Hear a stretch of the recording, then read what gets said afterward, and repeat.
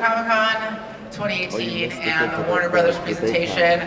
I am super excited to be here, like all of you. I have seen everything you're about to see already, and you are right to be squealing and ruining your bodies and destroying your voices. You're all gonna go home with Comic-Con voice on Monday. Just, I'm back at work, I'm not dying, I just I slept on a hot pavement for 3 days to see Wonder Woman. Yeah! It was totally worth it.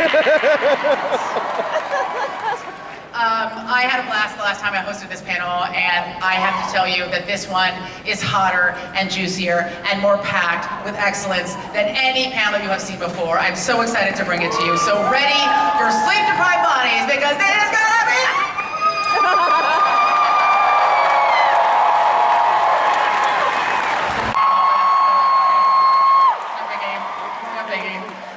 Welcome, this is so exciting. Thank you so much for having us, guys. I can't tell you, there is nothing quite like the feeling of walking into this room. It's sort of raved about, people think it's incredibly special, but the adrenaline is fueled, and we have a great show for you today. So. Yeah, it's gonna be incredible.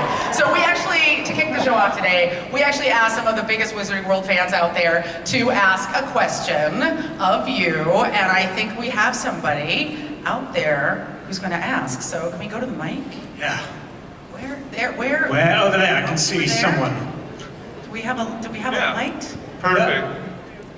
Yeah. All right. Hi, Eddie. Oh, I'm sorry. Hello, Newt Scamander.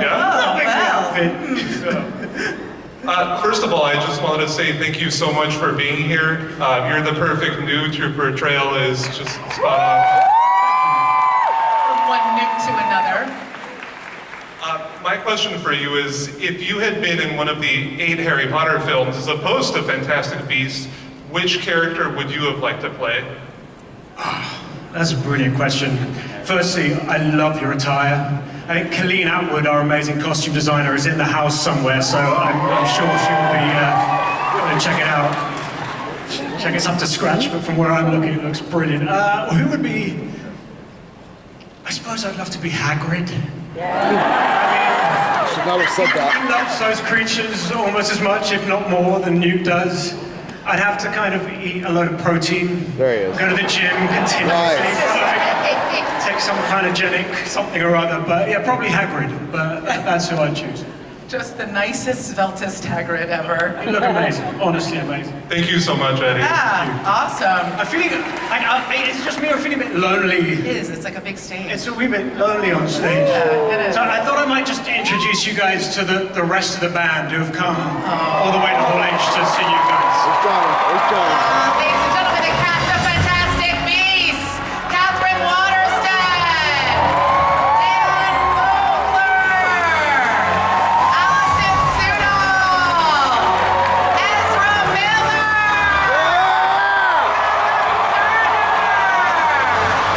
Zoe Kravitz, Claudia Kim, Look at what Ezra is wearing. and Jude.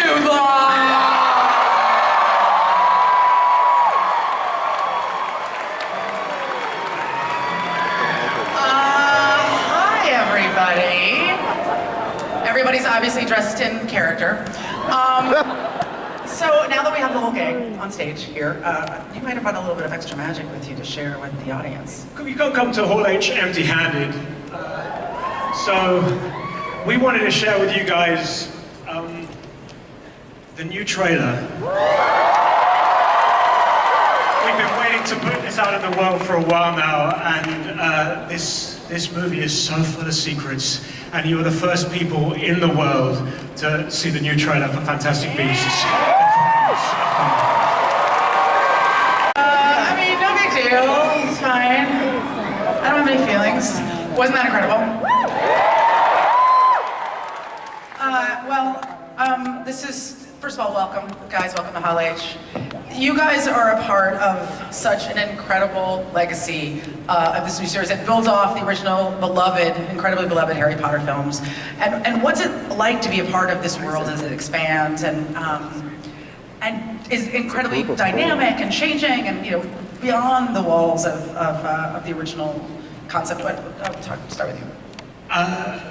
It's just the most wonderful thing. It's something about J.K. Rowling's world. It's been universal. It's loved by people of different languages. It brings people together, and above and beyond everything, it's just a hell of a lot of fun. Like getting to, I don't know what you guys think, but when you get to swim in this world, it feels like one of the great creative and imaginative privileges.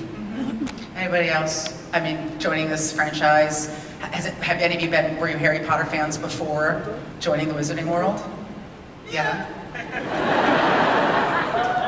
So many of them. We're joining the legacy, you know, the cultural footprint of J.K. Rowling's work in 100 years' time. It's going to be, we look back and she's the biggest. We're joining her. It's so dark and it's so rich, and I mean, Hogwarts was always really exciting, but I just think now, like, there's so many more adult magicians, you know what I mean? So I don't have to feel so weird about going to the movies by myself. As fans of the Wizarding World, what was the biggest geek out moment for you guys joining this world? Ezra, would you like to start? As our official geek. Yeah, since you're our professional nerd. Why me? No, I'm just kidding. I mean, there's nothing to not geek out over. Every single aspect of this movie is a geek out fiasco. Oh gosh, keep it together. Why did you ask me this question? Hogwarts? I mean, Hogwarts? Dumbledore? Nifflers? More Nifflers? Flamel? Give me a break. I mean, I could go on. Imagine there's a schedule here. What's exciting about this trailer is we're both seeing this expanded world, the world of Fantastic Beasts, and also we're going to get to go back to Hogwarts and more magic, more characters. Just like I said, this incredibly dynamic laden world. What can you tell us about what's at stake in this movie? Who wants to kind of talk about, within reason, without getting us sniped by Warner Brothers snipers, about what's at stake in this film and what's going to happen? This is up to, nobody, everybody has sworn to secrecy. Jude?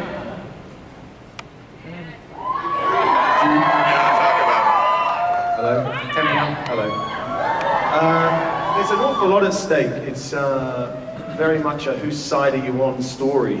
And the Muggle world, the Wizarding world are somewhat pitched against each other, but also the wizards within the Wizarding world are suddenly asked to what side are they on, and what side of the line do they choose to join? So everything is at stake, really. It's possibly the most, I don't know, I'd say that the depths and the darkness in this story are possibly the darkest that this world has plumbed before. Definitely. We're going to take an audience question. So, yeah, we got the hot light. Hello, tell us your name and ask your question. Hello, my name is Michelle and I'm very nervous. Don't freak out, it's totally cool, everything's cool. Wait, I have it over here. Hello you guys, I love you. I cannot believe I'm here. And my question for you is, if you could use your magic in the real world for good, what would you do? Ooh. This is to anybody who would like to jump in. So Impeach Trump?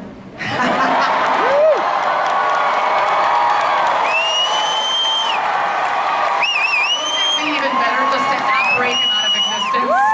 You don't even just jump over the impeachment process and just snap. I'll take impeachment, but we could go further. Dan is really good at making up spells. What would be the impeachment spell? Right. Impeachius Maximus! Chitos Expelliarmus! That was good too. I liked yours better. Cool, anybody else wanna? Oh shit. I mean, I've answered this question before. It ties into what Zoe said. I always said I'd destroy the patriarchy. Yes! Just imagine it would suddenly be such a fallout. Oh god. Oh my god. So much excellence in that giant pink cat. Okay, next question. Thank you so much. Say your name, ask your question. Hi, my name is Candace. Hello everyone. Hi, Candace. My question for you guys is, if you could use one word to describe this film, what would it be? Ooh, let's go all the way down the line. I think we can have everybody answer.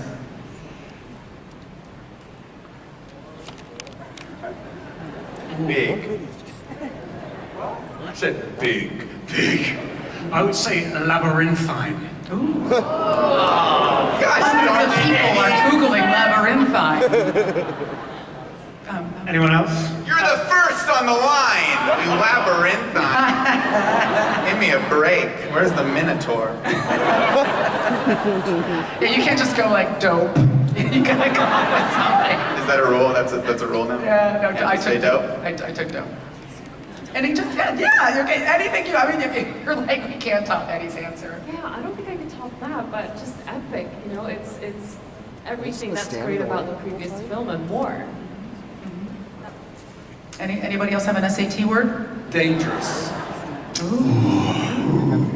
Yeah. Curbing. Man, my SAT tutor is just turning over in her grave.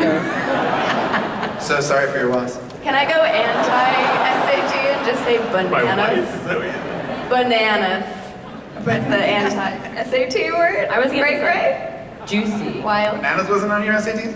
Well, I mean, I feel like juicy's a Do we have any synonyms? with the kindergarten. Juicy's an SAT word? Yeah, What juicy's college did you go to? I went to Dartmouth. I was drinking. Thank you very much. Well, guys, I think that I want to ask the question that everybody is thinking about, which is, let's just talk about hot Dumbledore, shall we? Super hot Dumbledore. How old is Dumbledore in this movie? And how is he similar to the Dumbledore that we've all come to know and love from the Potter films? You know, you have this incredible backstory and multiple performances of this character. He's evolved over time and in our hearts, but how did you ease into this and what did you bring to it? I mean, other than your awesome Judeness, whatever. Did you just say awesome Judeness? I did say awesome Judeness. That's great. I'm cool. He's a very sprightly 45. I love the fact that he's called Young Dumbledore because I'm 45 and I'm not feeling very young anymore. So I'm clinging on to that term and I'm insisting every I'm 41 and you look younger than I am. Yeah, Jude, you've discovered some uses for dragon's blood as well, you know. But you've got to remember that the Dumbledore we all know and love from the Potter films is nearly 100 years older. So there's a long way to go, and obviously over those years he develops a penchant for caftans, and you know he loses his razor along the way, and I'm happy that all of that is yet to come. But it was important. David Yates, our wonderful director, really let me free on establishing him in his own right. There's still very many, I hope, familiar character traits. He's still mischievous and he has a particular way of influencing people, Newt in particular, on how to do things, slightly manipulative. And he's got secrets, which I think is one of the things all the characters that J.K. Rowling creates have. You know, there are chasms to him, and all of those will be explained over time. Well, that was a delicious answer. So, Harry Potter had He Shall Not Be Named, Voldemort, and Fantastic Beasts has Grindelwald. So, I want to just talk really quickly about the crimes of Grindelwald. Like, what kind My brothers, my sisters, my friends. The great gift of your applause is not for me, but for yourselves. Therefore applaud yourselves.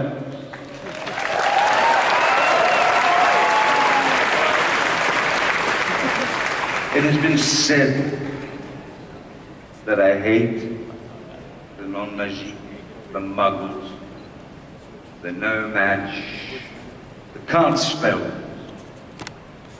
I do not hate them. I do not. I say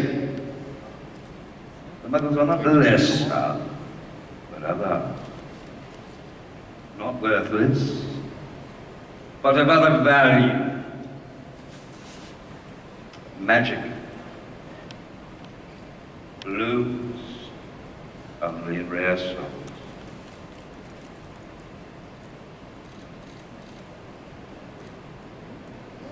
It is granted to those who live for high things, knowing what a world we would make for all of humanity. All of humanity, we who live for freedom, for truth. The moment has come to rise up and take our rightful place in the world.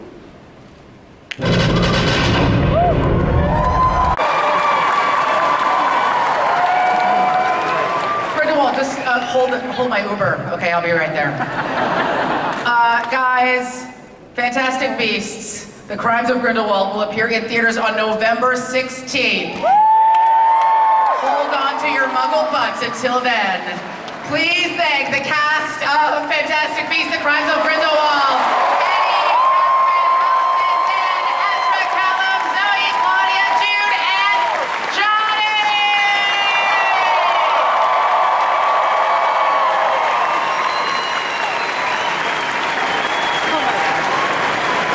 Okay, I'm good. Let's go home. That's what I came for.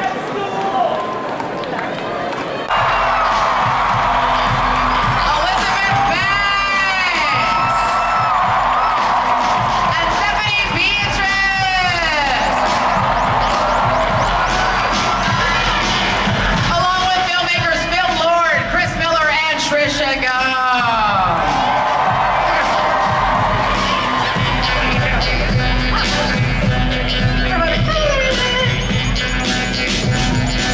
Welcome. Yeah. Have a seat, everybody. Welcome to Hall H.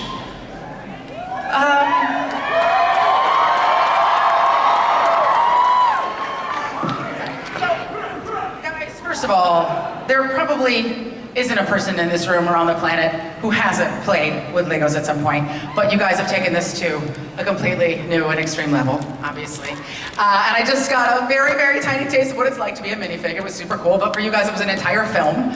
So, what does it feel like to be memorialized in Lego? Pratt mic on. Hello. Check. Hey, what's up, everybody? What could be better? It feels great. I mean, growing up with these toys as a kid, you feel now, I don't know if you feel the same way, that it's, in a way, you're entered into the Hall of Fame when you're memorialized as a Lego. It feels amazing. Mm-hmm. I once dated a boy just to get to his Legos. It was really crass. How much more, Aisha? What, how old was the boy? We were both like 5, whatever. I started very young. I knew what I wanted in life. No, at the end of the last movie, it was Taco Tuesday, the Duplos landed, things were not looking great for Emmett and Wildstyle. So what's happening in this film? What's going on?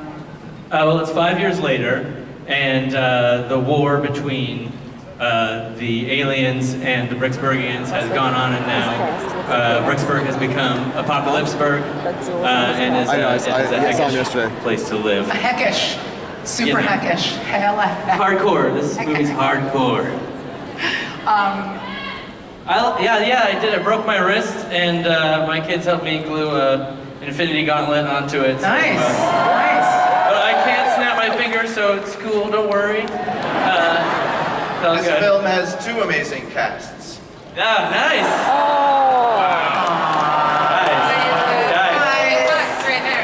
Nice. Adorable. How much, and I'm gonna ask this actually of the entire cast, but start with Chris, how much of you is in your character, Emmett Brakowski? Like, how much is Pratt, how much is Brakowski? How much of myself is in Emmett Brakowski? Oh my gosh, so much more than just my voice, no doubt. If you look at right? I mean, if you look at the timeline of when we shot the Lego movie, when I first was given the role, I was Andy on Parks and Recreation. Emmett starts the film as this sort of painfully ordinary fellow who's given an extraordinary opportunity. And by the time we finished doing our recording sessions, I was Star-Lord. And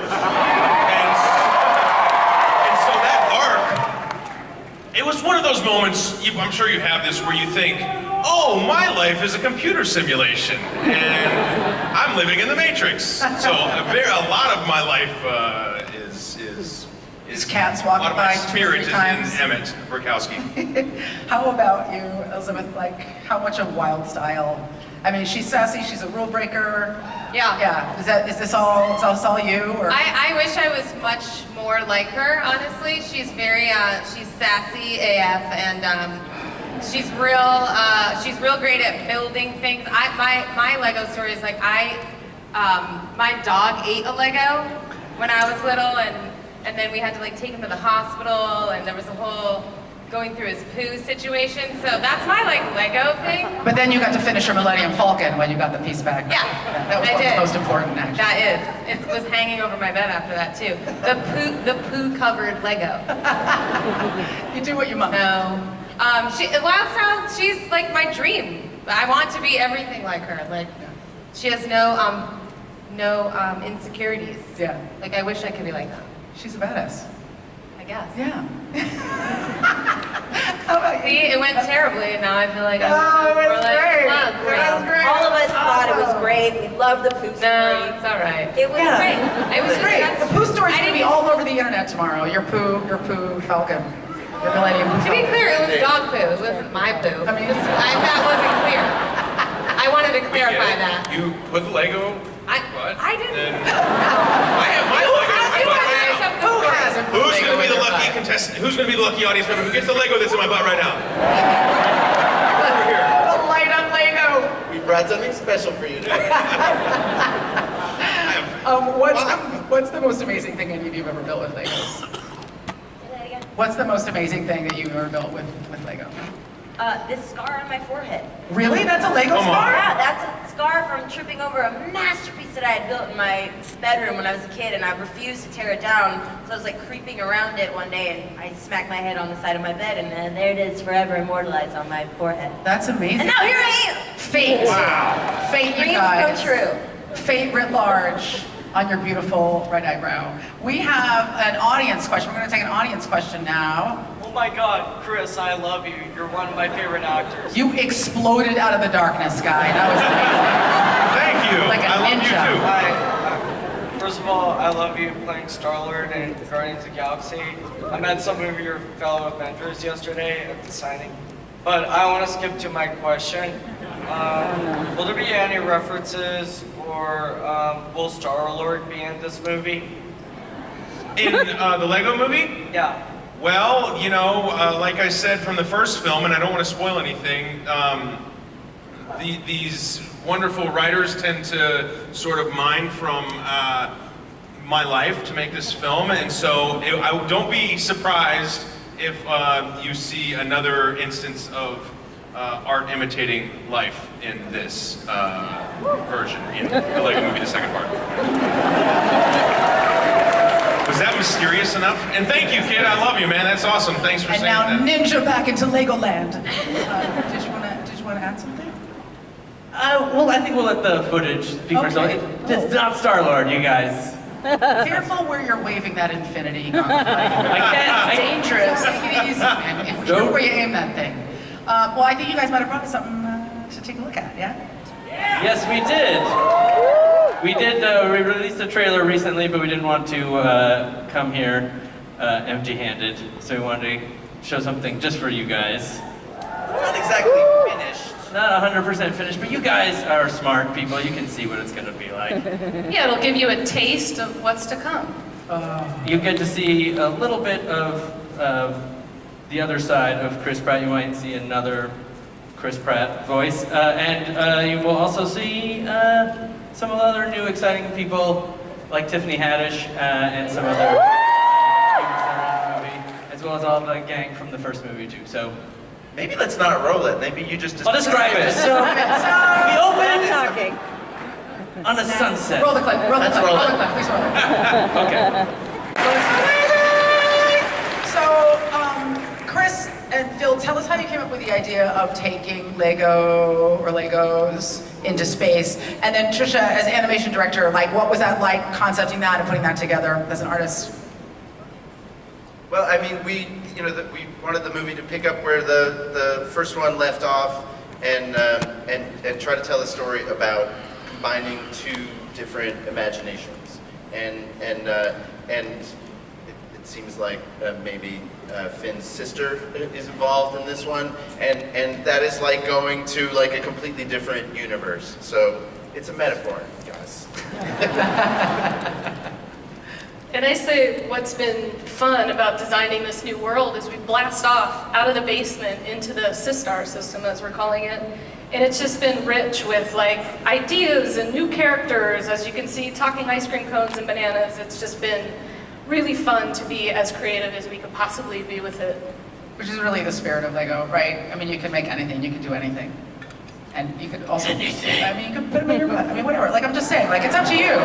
We do not recommend that. No, I mean, I'm not saying that's not like a serving suggestion or anything. We're just telling you we won't judge you if you do it.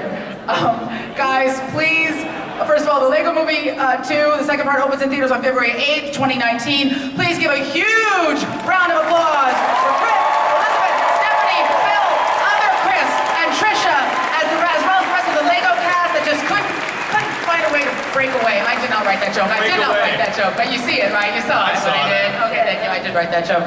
Give it up for the cast of the Lego Movie 2!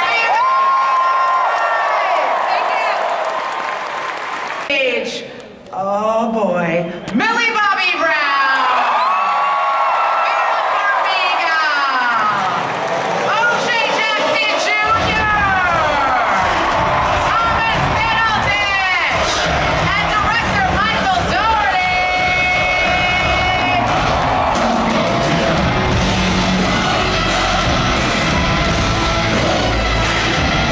Welcome everybody. Welcome the cast of Godzilla King of the Monsters. Welcome to the stage. Super excited. Okay, let's just get right into it, you guys. Michael, that's it. You're the ultimate fan. So how do you go from a kid playing with Godzilla toys to directing a larger-than-life Godzilla movie? And what does that feel like? And are you plotting? What's that last part? Sorry. Are you plotting? What am I plotting? You are plotting, freaking out, losing it. Yeah, no, I mean, I'm still a kid playing with Godzilla toys. Yeah. They're just much bigger, much more expensive Godzilla toys. Seriously. You guys are all now a part of this incredible Godzilla legacy. What did it mean for you to sign on to this movie? Let's just start with Millie. We'll go down the line. Yeah, it was very exciting. Hi, by the way. No, it was very exciting, and to work with such great actors in Carl, who's not here. You know, it was very fun, and yeah, I was very excited, but it was very nerve-wracking just because it is such a big franchise and so many before me, probably way before I was even born, so that's scary. So yeah. It's scarier for us. Yeah. So it was very fun though, yeah. Had you seen any Godzilla movies before you signed on to this franchise? No. Did you dive in once? Yes, I did. I had to. Yeah. How about you, Vera? Yeah, you know, Aisha, Godzilla was never my jam, but Land of the Lost was. Yeah. And, you know, so when I was a kid like this, you know, her age, I would always be daydreaming, like sitting in the parking lot at A&P, looking over at the horizon, thinking about, like, oh, what if a mythical prehistoric creature just came my way, and, like, how could I convince it not to eat me or charm me? And so, yeah, I've been daydreaming about monsters for a long time, and when someone comes along and says, can I pay you for daydreaming about monsters? I'm like, yeah. I just love that, like teenage Vera is like super intellectual. How would I discuss my demise with this monster in order to persuade it not to charm me? It's like the most intellectual daydreams ever. Well, O'Shea, from what I understand, like this is your jam, right? You were a Godzilla fan and you were a collector. Oh yeah, for sure. I've been waiting for this movie. You know, I kind of got thrown into acting a little bit, but this is why you do movies, right? Yeah. This is a childhood dream, and I'm glad I get to be a part of it. Yeah. Were you freaking out? I mean, a lot of the time you're working, you're not seeing the monster, you're just imagining it. Oh, I've been seeing him my whole life. You know, and so I've been waiting for this. You know, when you see a giant blue screen and you hear him roar, Mike made sure we we felt them roar. I had giant Did speakers set up on set with like an iPad so I could play the roars of the different creatures. Very scary. Whenever That's he wanted. amazing. That's super dope. You're just like, rawr. Just like that, yeah. It's kind of a sexy. Rawr. Thomas, was this a franchise that you knew well, or was this like a new world for you? Not a fan.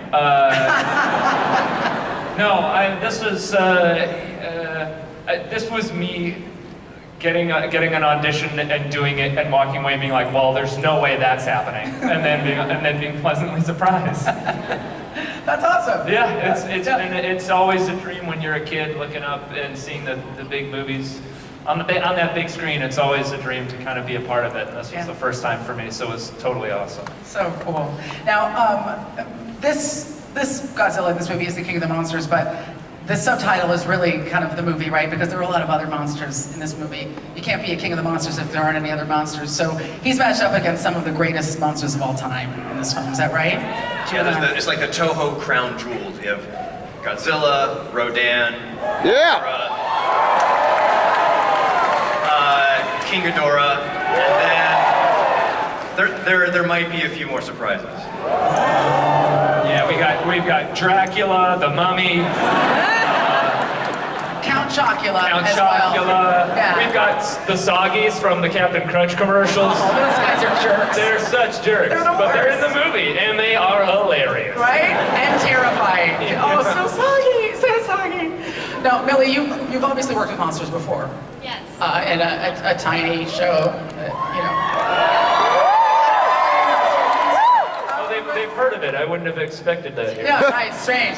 Comic-Con people would know. Pretty strange. Yes, it's very, very strange. And every monster in this movie, I mean, the scope of this movie is so much bigger than those monsters. So how did that feel for you? You know what I mean? You spent some time imagining in your mind these beasts that you're facing, but this is a totally different scale. What was that like for you as an actor? Yeah, it was very different from the Demogorgon. But, you know, I think we already talked about this. I feel like because Eleven has powers, it's a lot less terrifying because she can just hopefully kill them. But yeah, no, this was a much larger scale, and so there were much, like, we had neck problems afterwards because we were always looking up so high. So yeah, so no, it was a larger scale, quite literally. Yeah, the Demogorgon was just a tiny bit taller than me. Yeah. And then yeah, Godzilla and all the other monsters were a lot larger. So yeah. Very, very cool. And also, you couldn't like flip them over like a car. Well, yeah, that too. Yeah, there's also that. Vera and Thomas, you guys are both part of Monarch, and I know you can't talk a lot about the details of this movie, but what can you say about their mission in this film? What can you say? What can they say? I can say that Monarch, which was sort of more crypto, is out. The cat's out of the bag. Mm-hmm. They are not so secretive anymore, and it's their mission to preserve these creatures and to figure them out. And I do play a scientist who's very passionate about doing so, and wants to see if it's possible to peaceably coexist. So essentially your character in this movie is 13-year-old you trying to reason with the monsters to make sure you don't get charged. Yes. Is that what you're saying? Yes, with several PhDs. Exactly. Yeah. Just a few years later, she's got a few more tools in her pocket. Do you have anything that you want to add to that? Only that at the time of the start of this film, there's a big debate now that, okay, monsters are real, and there's this controlling entity that is supposed to monitor them and keep them in check, and humans are scared of that because they saw in the previous film how cities can be destroyed. It's a bit like when you first figure out, oh, we've got nuclear weapons, now what do we do with them? Should we bury them or use them against everybody? Or are they a resource? Or are they a resource? He says with Michael scientist knows how to eyes. gas. like to spread them on fields and grow corn?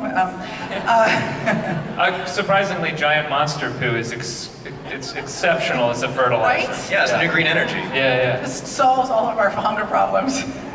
Michael, were you... We edited a lot of those scenes out of Godzilla just having to go to the bathroom, but they were in the script, which I thought was pretty weird. Like super authentic though, just like real authenticity. Yeah, they spent like 10 animals, pages describing a big duty. It was very sweet.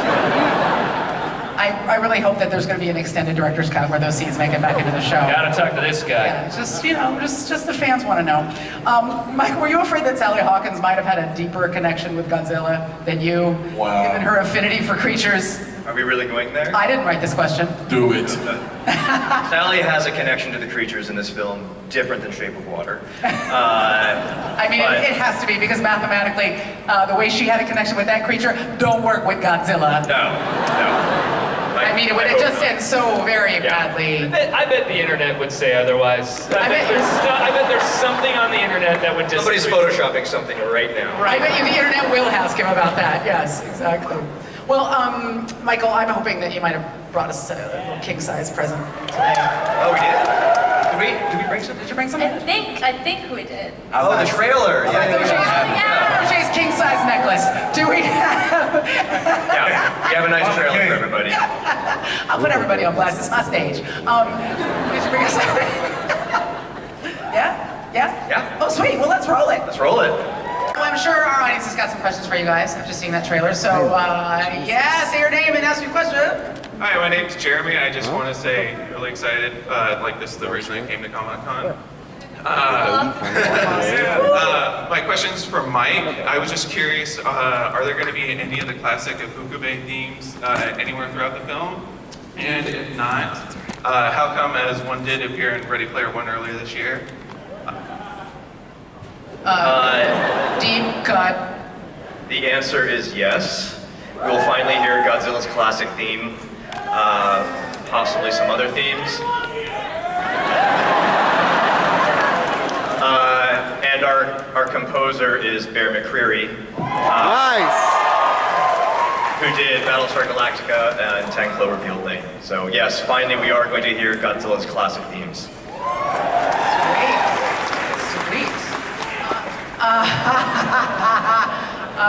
One incredibly enthusiastic man in front who may perish from his joy. Let's call 911. Well, everybody, Godzilla King of the Monsters stomps into theaters on May 31st, 2019. But before then, let's hear a huge roar, especially out of that guy right there, for the cast of Godzilla King of the Monsters. Millie, Vera,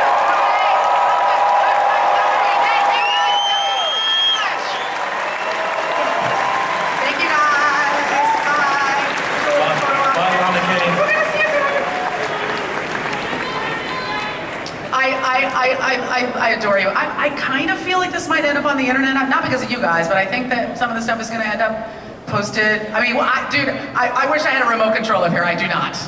I have a card. Oh, yeah, they're doing a photo op, and we are going to move on.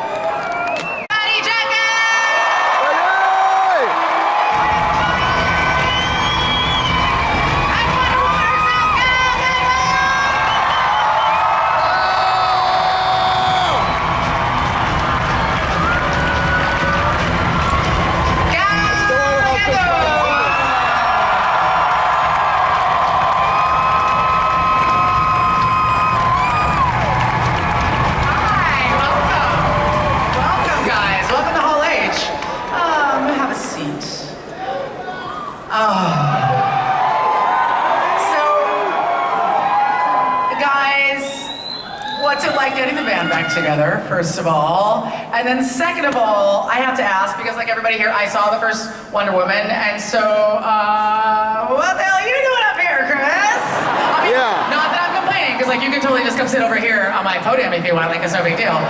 But I see you coming back in the movie. What's going on? You want to start, Patty? I'm actually not really here right now. I knew I'd treat Just you. an aura of emotional support for my pals. No, I can't. Water girl. I'm yes, we're hungry. Sure, yeah. Is there a parasol outside when you're walking around? I'm big on hydration. No, I can't tell you that. Yeah, well maybe Patty. Patty did. It's first of all, your first question. How is it to be back with these guys? So good. Yeah. You know, so good. We really did. We had the unique experience of having like not only did we end up loving, our process together, but I love these guys as people so much. And so it was great, to make the last film. We're psyched to be doing it again. What is he back here for? Well, it's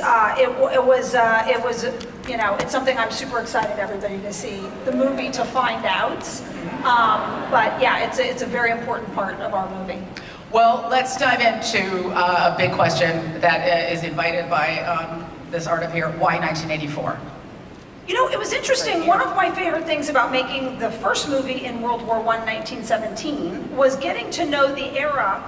Really, when you dig into these eras, they as metaphors really symbolize things that are true always. And there was something about that time that was such the beginning of modernity and the mechanized world. Here, it's funny, I grew up in the 80s. There are lots of things set in the 80s right now, but this is its entirely own 80s movie, actually with a very different look and feel and its own thing. And the reason that I wanted to set it here is because it really was mankind at its best and worst. We're aware of the prices of some of our behavior nowadays, but we weren't in the 80s. We were at the top. But not just the funny ha-ha 80s top. It was grand and wonderful, and there was great music and great there was a lot of elegant and beautiful and incredible things about the 80s too, at the same time as we were revealing the worst of us. So there was no better time, now that we had Wonder Woman and Wonder Woman existed, to have Wonder Woman go and visit, see Wonder Woman in a period of time that's really us at our most extreme. And at our worst, you mean that's pre the end of the Cold War, that's the peak of nuclearization, so there's so much going on globally that would obviously play into what Wonder Woman is trying to accomplish. Keep the peace. Yeah, and we thought it could go on forever. Everything we were doing right then, we thought it could go on forever. So what an interesting time to reflect back on now. Also dope clothes. So I think that you have something that you want to show everybody.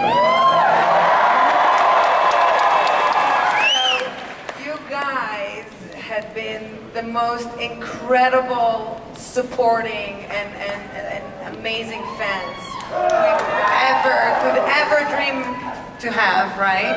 And even though we're only 3.5 weeks into production, which is crazy, you shouldn't be showing anything. We only have 20 more weeks to go, but Patty and I and Chris really felt that we gotta give something back to you guys. What we're going to show you is something that only this room gets, and people always say this, but I'm really saying it for real. I hope that we can keep it, in this room because it's just a rough cut. We're very proud of it. Safe room. Yeah, but our secret is safe with you. But we wanted to show a rough cut of what we're working on, just to give you a tease of the world we're going into, and we're super excited to share it. So hi everyone, and it's beyond a pleasure to see all of you. I've been reading the Wonder Woman comics since the 60s, and knowing how culturally and emotional relevant she has been to me and my life, I was wondering how the social influences affect your story arcs, and for the actors, how you portray your characters. How old are you that you started to read the comic books back in the 60s? You don't look your age. Brown people, we don't. Black don't crack, brown stays down. Okay. I'm 72. I'm 3,000 years. I believe you. You're an immortal. Well, that's one of the most amazing things about the Wonder Woman legacy. There is so much to it, and the character had been exist for over 75 years now. But eventually, it has so much to do with Patty, with the director, and her vision, and our Bible, which is the script. So basically for me, when I just originally started to portray this character, I went and I did this entire research about the Wonder Woman character, and there is so much material, but at the end of the day, you gotta narrow it down and choose and pick which one you think is the best for yourself in the story. So that's how I do that. The extent of my research is that Lyle Wagner is one of my dad's best friends. We barbecued when I was a kid, and no, so yeah, for me it was really I was tasked with falling in love with Diana Prince, with Wonder Woman, and that's not a hard task given the wonderful gal. And that really is it. I mean, that's the humanity of my character comes out in the falling in love, like many of us hopefully do with another human on planet Earth, and the greatest parts of ourselves usually come out when that love is exposed and touched within ourselves. And that's on the micro, and I know on the macro, Patty can speak to it or not, but I know that when I sat down with her in the beginning, I tend to respond to, when I talked to Ava, it was similarly a kind of a resonant experience when filmmakers talk about what they want to give and put out into the world, especially with something as big of an audience as this. What are they looking to achieve on I don't know, dare I say, a cosmic level, and Patty had some very specific ideas about the goodness, essentially, she wanted to put in the world, and it made me excited to be a part of it. Yeah, and I'll make my answer quick. I love that question. It was a very important issue to me when I came on board on these films. I also am a Wonder Woman fan from forever. And so the thing that I love the most about Wonder Woman, which has been true throughout history and remains true, is that I feel, and I'm sure that other heroes have this too, that she is us more than most superheroes. People find themselves in Wonder Woman and identify and find the Wonder Woman within them of all genders, races, sizes, and disabilities. And so staying very true to what that original Marston Wonder Woman was, that was so loving and good and kind and warm yet powerful without a question, and open-minded and giving, that she made all of us find, and struggling with her own challenges, that she made each of us believe in the Wonder Woman within us. That's what I care about. That was sensational. Yes. Great question. Wonder Woman has a question. Hi everyone, my name is Sherry. Hi Sherry, you look rad. Paul H., how amazing was the Wonder Woman movie? So based on that reaction, how can you build on it and recapture the moments for the next movie? Well, this is the way we all look at it. It's not a sequel. It's its own story. It's a different chapter. It's a whole new movie. And for all of us, when we approach, and every day that we come to set, and we come and we give our best, and the bar is very, very high, but our aspirations are even higher. So we just give it everything that we have, and really hoping that what we bring, you guys would love. And I have an answer to that. I never want to do more of anything for the wrong reason, right? And so I was very thoughtful about that when I thought about doing a second one. And the thing that mattered to me the most was I don't even want to go to that place in my head of like, how do you keep it going and cash in or that. I want to make great movies in my lifetime. And suddenly I found myself saying, wait a minute, I have these characters that I love and this world that I love, and we can make a whole new movie about something completely new, pure and as strong and as unique in its own right as the first one. Of course I would want to do that. And so to me, it's an interesting experience to all be together again, making it, but it's not more of anything, even though of course it's evocative of all of those same things that happened last time.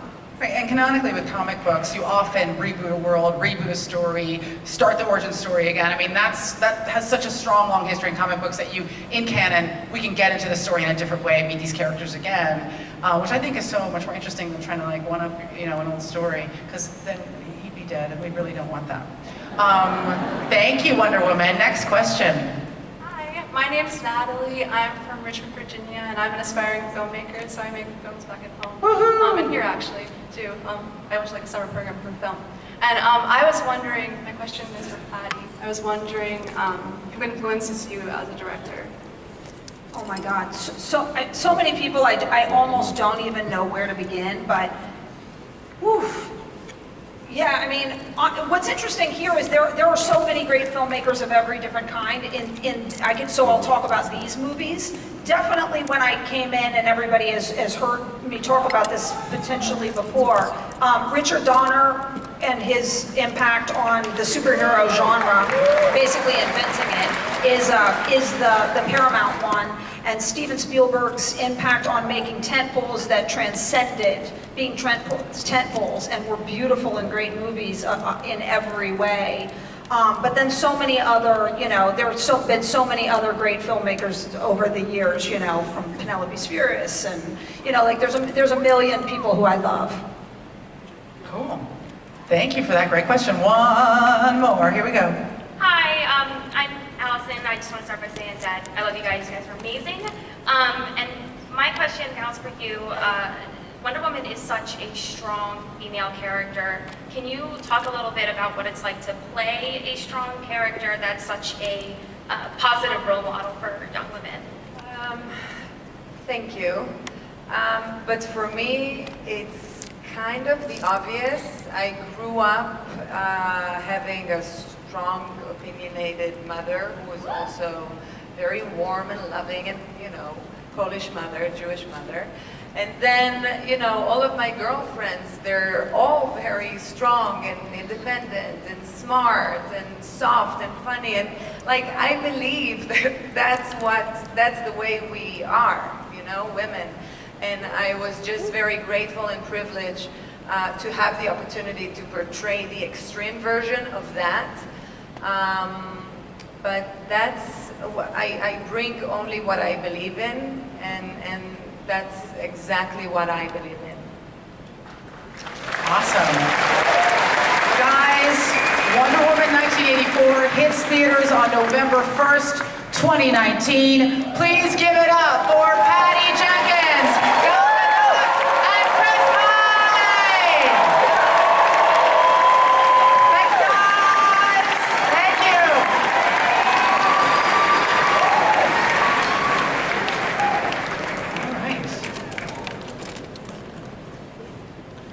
All right. Please welcome to the stage Mr. Zachary, Levi.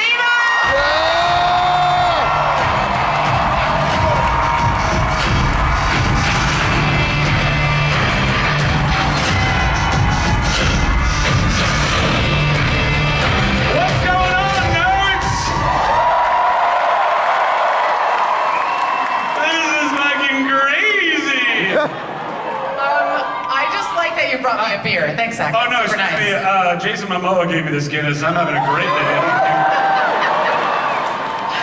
Want to taste? No. This is mine. Oh, so keepy. So, you are... Well, I've been doing you for such a long time, and we've spent so many Comic-Cons together. We have spent many Comic-Cons together, including on dance floors. Who wants to go to a dance party tonight, by the way? Yeah! Follow me on Twitter. I'll give you the details. Bye. Oh 8:30. my God! I hope you have no breakable stuff in that room. You're gonna end up there, don't lie. Oh, I'm always there. I'm always there. I lurk until the sun comes up. There you go. So we've been to Comic-Con so many times together. This is our nerd prom. We are as excited to be here as you guys are. And you have sat with fans in Hall H, and you've watched these panels. Now you're up here on stage with your very best friend in the world, Aisha Tyler, and you're playing a superhero in a movie about wish fulfillment. So, is there any better example of art imitating life? I mean, how down are you right now? Complete wish fulfillment. Yeah. This is 14-year-old me that got to put on spandex and a cape and fly around and be a superhero. I mean, and the whole movie's about wish fulfillment. So it's about every single one. I mean, look, I still wake up to this day hoping that maybe I'm mutated in the night and I can fly now, or I can teleport or some crazy shit. That's true. I hope this. And I get to do this in this incredible movie with this incredible cast and an incredible director and bring to life a character that I know is near and dear to a lot of you people, and myself included. And there's so many iterations of Captain Marvel Shazam, and we tried to make the best we could for you, and I really hope you guys dig it. like, it's so exciting when something that you love, when something magical happens to something that you love, and I'm so excited that Zach is in this movie. I'm so excited for you. I'm so proud of you, and I can't wait to see something. Do you brought us a little something? Do you guys want to see the first official trailer for Shazam? Well, what a coincidence, we brought it with us. We roll that now? Roll that. That's pretty fun. Yes, well, we're gonna bring out the rest of the cast. Asher Angel, Jacqueline Grazer, and director David S. Sandberg.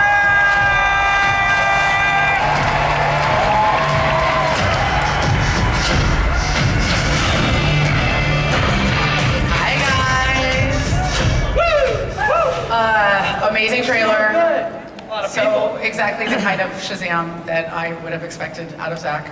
And essentially just Zach in a Shazam suit. Yeah, totally. David, why this? I mean, this is a different movie for you. This is a different style, a totally different tone. People may know you from your films Annabelle Creation and Lights Out. So you were doing these kind of dark, sensational horror stories. What made you want to make a superhero film? Felt like the logical progression. Yeah, totally. No, but it's a really fun movie, and I've tried to like insert a lot of fun moments in my previous films, although they haven't. I don't think people have always picked up on them because they've been kind of terrified. But it felt like this was a chance to go bigger with that, and it's all, you know, it's all about just telling good stories, and this was a great story. It is. It's a great story. Asher and Jackie play. You're the kids in the movie, obviously, and you're also kids in real life. I don't. That was worded stupid. That was a dumb question. Yeah. But you know what I'm saying. Who was the biggest kid on set? Like who's? Zachy boy. Yeah. Zachy was the biggest kid, I think. I mean, that's fair. Yeah. That's a fair assessment. We have our moments, though. We do. Yeah. We are kids, so we are kids. Was there a lot of pranking going on? There was a little mischievery, but I think that who do you think was the biggest prankster?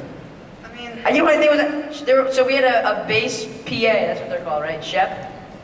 A bass PA? Bass camp, yeah, PA or whatever. Okay, yeah. Yep. Bass PA is like a personal assistant who works at base camp, make sure that the actors get to stage on set on time. You know, maybe not even No, I was nodding saying thank you. That's important. Yeah, you know, and just gave the people. Make sure you eat, and then they help you get out of your seat when you have to pee. That kind of Make stuff. sure you eat. They do. You look like skin and bones. Yeah. A little lasagna. Come on. So continue. So yeah, they're really nice, except for when they try to scare you. So like every single time that we'd rap when we got on our trailer, they'd be like, "Wow!" She'd prank us every single time we got on our trailer. You guys might find it on Instagram. There's a video of him being scared by Shep, and it's really funny. Yeah. You might have found it on our Instagram. Maybe. You ever heard of it? We post a lot. Ever heard of it? I don't know if you've heard of it, but David, what was the dynamic in casting Zach in this film? What kind of conversations did you have? What kind of cookie baskets showed up at your house? Cookie and Guinness baskets?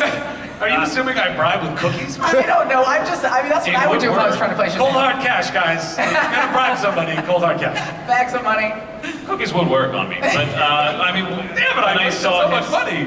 I mean, when I saw his first tape, it was like, it was just perfect. Like we had auditioned like over 100 people, I think, up by that point. So when we finally found it, was like, this guy's perfect. Yeah. Because he feels like a big kid in that way that he's very enthusiastic about everything, which feels very kid-like rather than, you know, I think some people if they play someone who's a kid would sort of just do it, oh, I'm dumber now. Well, it feels like Zach is more enthusiastic. More enthusiastic than dumb. Yes, I'll take that any day of the week, guys. That's great. That's a quote about you. He was more enthusiastic than dumb. He had to get smarter for the role, actually. Perfect balance. But I do agree that like his innate quality is like big kid. You know what I mean? Which, you know, big kid who could also punch you to a smear. Just a nice combination of qualities. That's Shazam. Yeah, totally. We have some audience questions for the team from Shazam. Oh, well, hello. Oh. You must work out. Hey, beauty. Hi, my name is Superman. No, it's not. Now, I had a question for Big Shazam and Little Billy Batson. Little Billy Batson. How's it feel? You guys saw Superman kick the ass of the rest of the Justice League collectively. How do you think Shazam would fare? Well, I mean, per canon, you know, Captain Marvel, Shazam is essentially kind of one of the only, if not the only character that can go toe-to-toe with Soup. So I think he'd stand pretty well. I think we put up a good fight. Faux Kal-El. Guy who just wants to walk around looking hot at Comic-Con. Right? Yeah, right? Yeah, you literally are just in like sweatpants and you're saying that you're Superman? Sure, okay, all right. See the guns. But sir, you put the work in. You could also be I do Ninja appreciate it. Assassin. You could be 8 other guys. You're just a guy in sweatpants, hot guy in sweatpants. I mean, it's working, but you know. Your tights aren't tight enough. Superman doesn't wear sweats, yo. I'm letting you run this one. I can't. That's canon. Thank you for that lovely question. Oh, you don't get another one. Get out of here. There's a Cleopatra behind you. We're going on to ISIS. Enjoy your con. Enjoy your phone blowing up from the ladies. Hi. Hi, my name is Josie. You look amazing, Josie. Thank you. My question is, now that DC TV has brought a version of me to the small screen, any chance I'll show up in the Shazam movie? Pretty awesome. David? Well, we'll just have to see. Yeah. I love Comic-Con. It's just full of non-answers. That's above our pay grades. All of our pay grades, collectively. But you look fantastic. Cool. You look amazing. Your outfit's so cool. Thank you. Next person. My name is Malachi, and I have a question for Zach. What's it like to play a different superhero than the normal DC? So childish.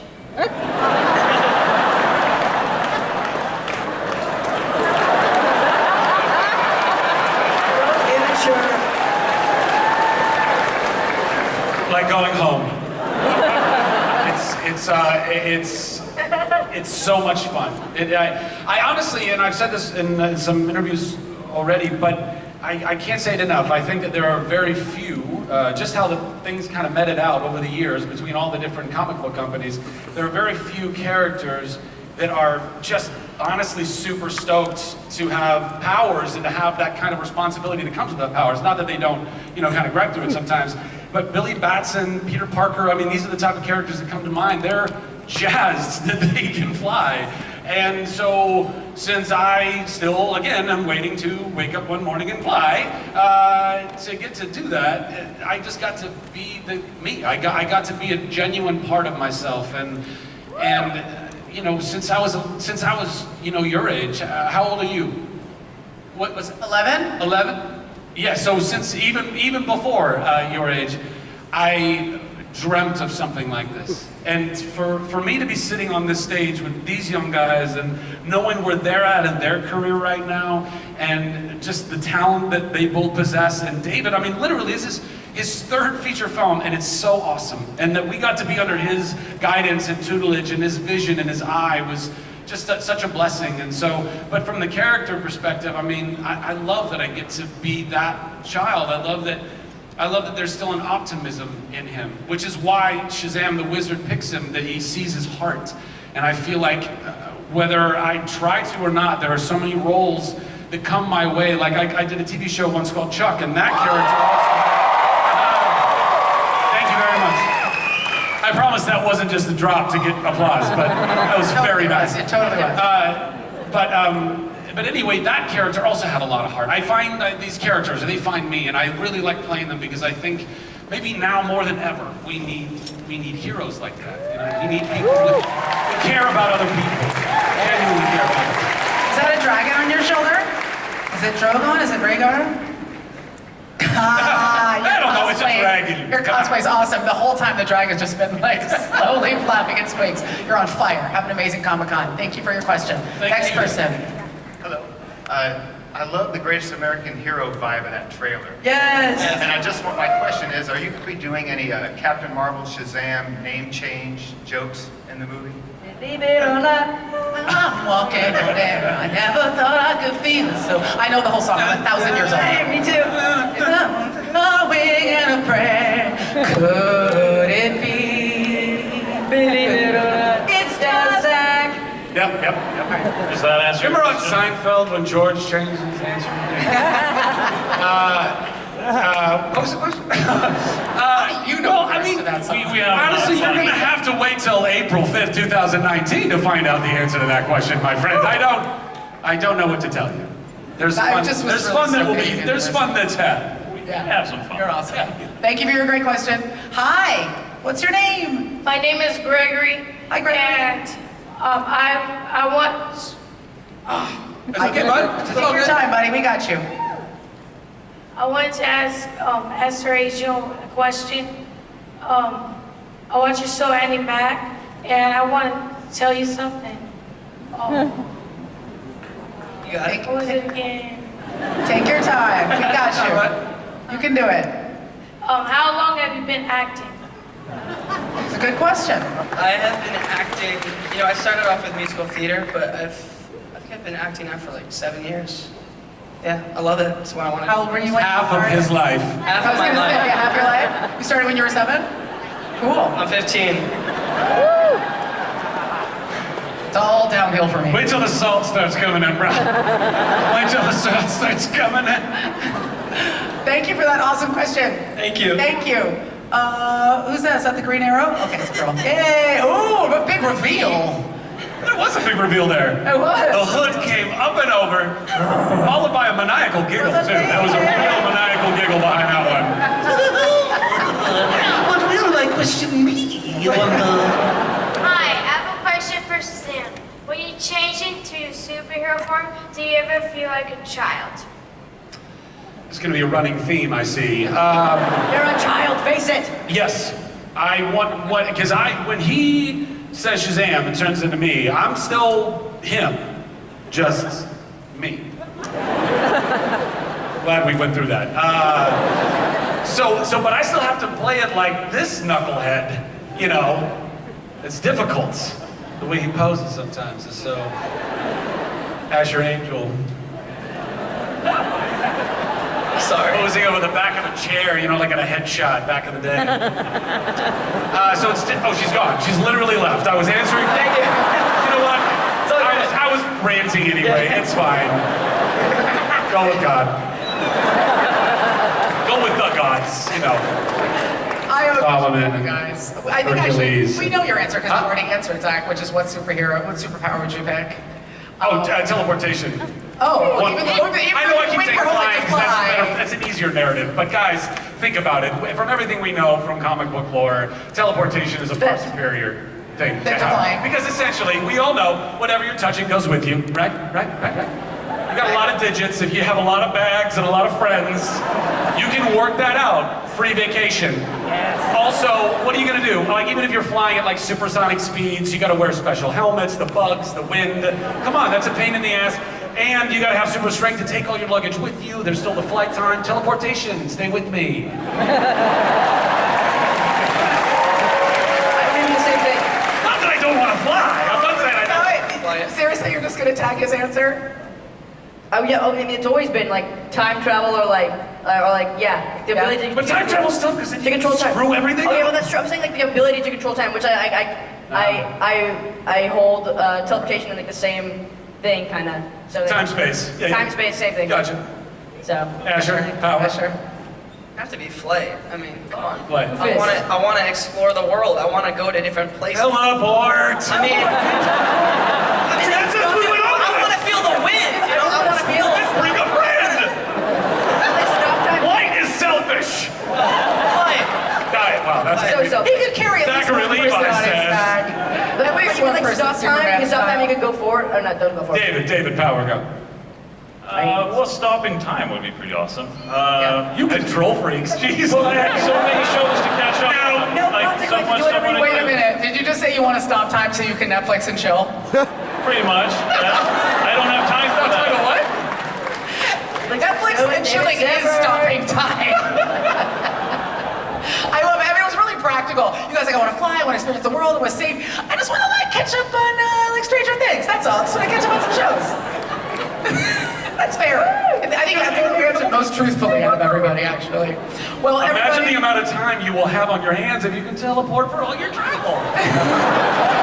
That's like stopping time. Stop time notes. We're going to continue this deep intellectual conversation backstage. Front row is so on board. Solomon, Hercules, Atlas, Zeus, Achilles, and Mercury, aka Shazam. I bet you guys all did not know that. Bolts into theaters on April 5th, 2019. Let's make some noise!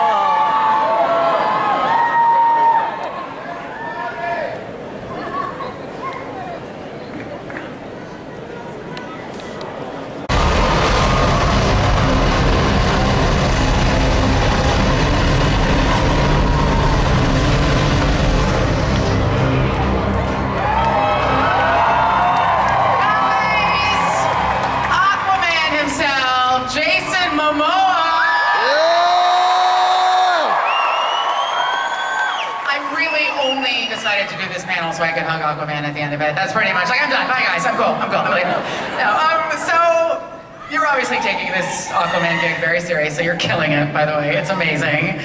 And so seriously, in fact, that I think that I saw you just dive off a cliff to announce the trailer. Did that happen? Yeah, it was a silly idea I had. I was like, I'm going to Hawaii, why don't we try to release something to the fans and I'll be with my family. And I used to jump off that cliff when I was a kid, so I was like, swim down to the turtles and show everyone that you were born to be Aquaman. There you go. Yeah.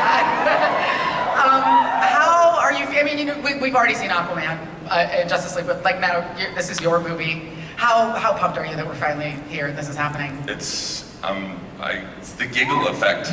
I'm just it's been 5-6 years in the making. Oh my Now God. it's finally here and I'm on stage and my babies are. They gotta see it. They gotta see the trailer, which you're gonna see, and it's just. Yeah, that's awesome. My heart's big and open, and I'm so proud of it. And my cast is amazing, and the director. It's just, it's a beautiful origin story that I love it. Yeah. Really, really, really happy. I feel like this is. It's kind of like when I'm. Sorry. No, you. It's kind of like when I'm quiet. I'm really happy. So normally I'm like, ah! But I'm like, I'm so proud of it, and I love it. I love you too. About. It's not just about the fandom, it's about bringing the work that we do to you guys. We get as pumped about it as you, and obviously Jason's super pumped about it, and I'm super pumped to bring out the rest of Team Aquaman. Everybody, please welcome to the stage, Amber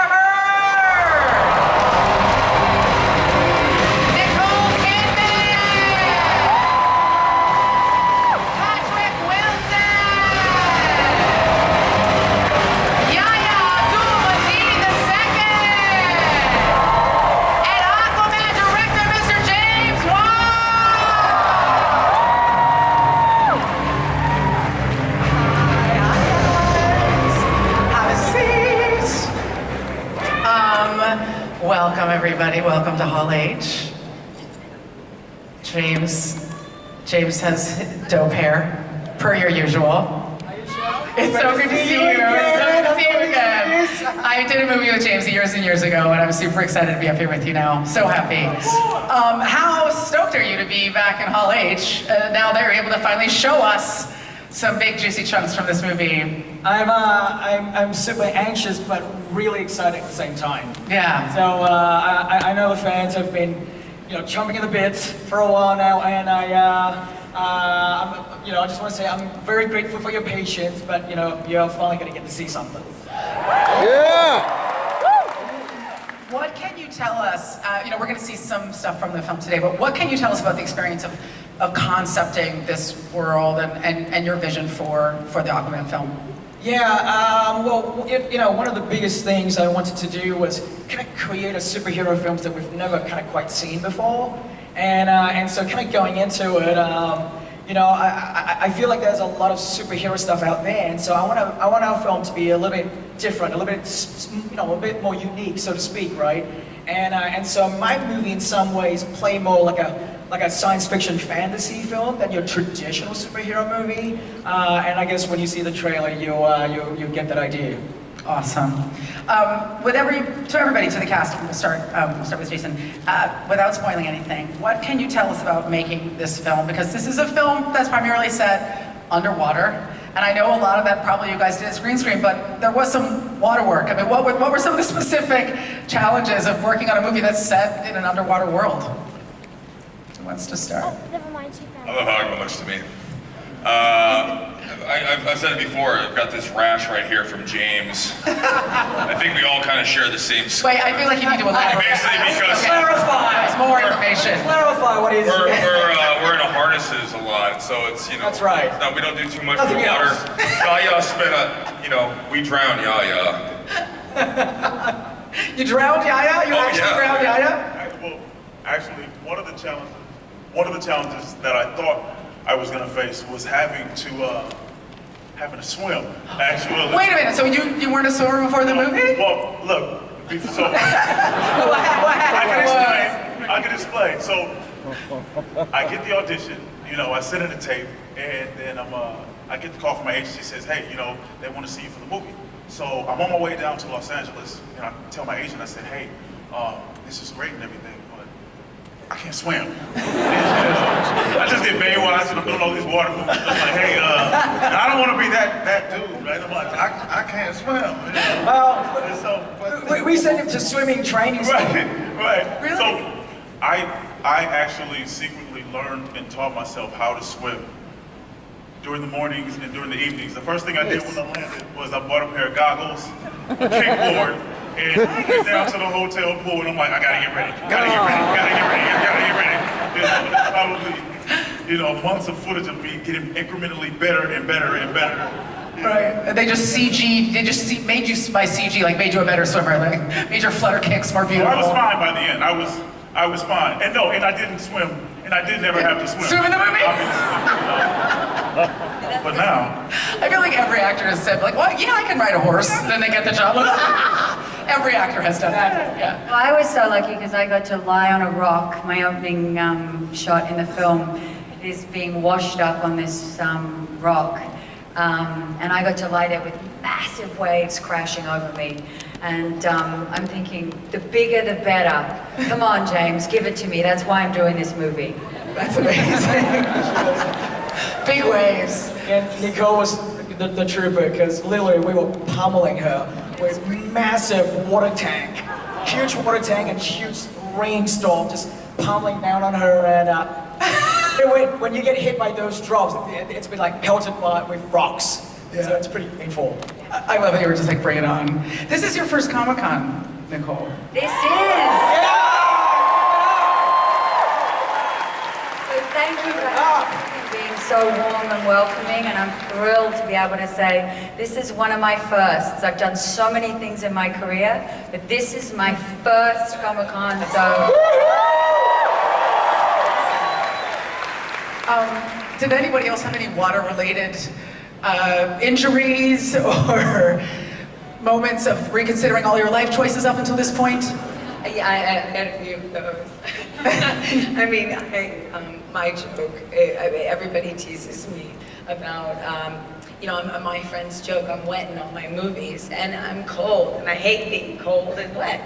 And so I thought for this one, how ironic, I also don't really like to swim at all. I don't really, beach is fine, the ocean, no interest. So of course I get cast in Aquaman. And actually I didn't have to swim much in this. We were, attached to harnesses for most of it. But I had to be wet. So I would come to work first thing in the morning, already cold, get on a freezing cold soundstage, and they had built a box, like a little cat box. And it's just a box on the floor with a grate on it. And I would just stand there, holding my book away from the splash, and I'd be hosed down. Every morning. Every morning, every ritual. I would say, grown-ass woman, here at work, getting hosed down. Here I am at work. That was one of the things where either you're in armor, or you're half naked and tattoos, and it was a bad choice looking back to wear denim. So those, they look like leather pants, they're not. They're wet 20-ounce denim, and it's hard to move. And James was, when I got dropped in, at this one scene that you're gonna see, I get dropped down from the ceiling. the submarine, and you're like, get lower, like this cool stance. I'm like, James, I'm like bottoming out right here. This is wet denim, bro. I'm like, bam. He's like, do it cooler. I'm like, Bro, what do you? I did tell you to take your pants off. A lot of your fans were happy about that. Hey, we have to have a sequel somehow. Well, we've been waiting a long time, and I understand that, James, you have something that you want to show everybody today. Yes. Are you guys excited to see a trailer? This is the first. You guys get to see the first trailer for Aquaman, and here it is. Go for it.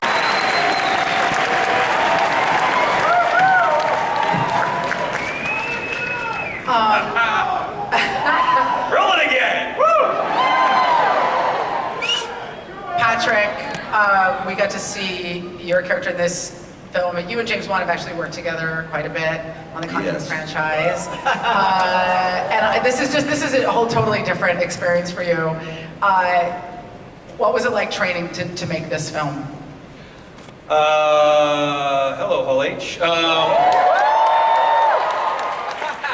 Been a while since the Watchmen days. Nice. Come on. You know what's funny? First film that we did together was a very small movie, and I knew that this guy could do any genre. I knew it, and I was just hoping that he'd take me along for at least part of the ride, and he has. So thank you. This guy understands story and character more than any director that I know, and I knew, and I think his love, one for actors, but for character. So whether it's horror movie, superhero movie, he's got a romantic comedy and a Western in him too, I'm sure. But he has such attention to detail and to character, so I knew his skills would translate to this. I mean, for me personally, this film was the most physically exhausting I've ever had, as Jason remarked, all our various rashes, and yeah, I think there was one day we were in like 4 or 5 harnesses, different types of devices each day. And you know when your stunt guys are going, I've never done this before, I've never seen this type of wire work. You know you're in uncharted territory. That's what we knew. I mean, that's the thing that, you know, Warner Brothers really put all their faith in James, and he delivered. And you guys are going to be so thrilled with us pushing the envelope. Yeah. It's as you can see, this movie is going to be thrilling. So. Yeah, the result's extraordinary. Really, really beautiful. We want to take a couple of audience questions. Hi, go ahead and say your name and ask your question. My name is Randy, and I'm a Hall H guy. Yeah. I'm a veteran. Woo! And I got to tell you, I grew up on Aquaman, and you did a great job redoing Aquaman. And I'd like to see you redo Aqualad. Because I got to tell you, Jason, there's not one woman in this room that would like to bear that child. Aqualad, Rebel of Atlantis. I think you just got pitched a movie, James. I will keep that in mind. I'll take notes on my phone right now. Well, thank you. Thank you. Next question. Hi there. My question's for Jason. I was just wondering, if you'd be any sea creature, what would you be and why? I'd probably be a shark. Yeah. Big old great white. Yeah. So I could. So I can be a shark. That's what these tattoos are right here. It's my guardian, so I'll just say that. Yep. Anybody else want to leap in there? Any sea creatures you've been meditating on? There he is right there. Look at him. Oh, Aqualad. Hello. And you're in. Remember that question? And Wonder Woman is getting you to tell the truth. I need Amber's help getting out of this, but until that happens, my question. I don't know about that. I'm not good at telling people. Let's just be honest. My question is for my man, Jason Momoa. There's a lot of villains on the stage right now. Could you confirm any comic book Atlanteans that might show up and help Mera and you? Yeah, you know, my man Volko is going to be He'll be helping out. Fogler will be with us. James? I don't want to. Them two are the heroes. They don't need saving. Definitely not Mera. I'll tell you that now. Mera's a very strong character. So. I say them. She don't need no She help. saves me numerous times. Thank you. Next question. Hi. So your name? Hi, my name is Hillary. Hi, Hillary. So I know Black Manta works with other various villains in the comics. What other villain would you love to see Black Manta work with, or in other words, see Aquaman fight against? My personal favorite would be Deathstroke. I gotta rub Deathstroke. I think, Black Manta's definitely a handful. Me personally, if I could design it my own way, I was always a fan of Batman myself. So, and Batman and the Joker. So I would design it so that Black Manta could team up with the Joker or something like that. But that's just my own creation, trying to do something cool to go against this big guy over there. Sweet. Yeah. Well, I'm really excited because there may be like one more thing we have for the audience here today. I don't know if that's something else up our sleeves. You know what? I think I have something in my back pocket here that I brought with me. Your back pocket is huge, James. Yes, I brought an extra little something to show you guys, but it's strictly only for Whole H. It's only for you guys and no one else. So please... And Jason hasn't seen it yet, obviously. Please, do not record anything. This is so awesome. Please don't put it out there. It's strictly for you guys, and it's pretty damn cool. So here it is. Ladies and gentlemen, Aquaman dives into theaters on December 21st. Please give a huge Whole H round of applause for Patrick, Yaya, director James Wan. Thanks everybody for coming to the Warner Brothers Whole H presentation. We will see you at the movies. Go out into the street and kick some ass. Once again, ladies and gentlemen, let's hear it for our friends from Warner Brothers Theater.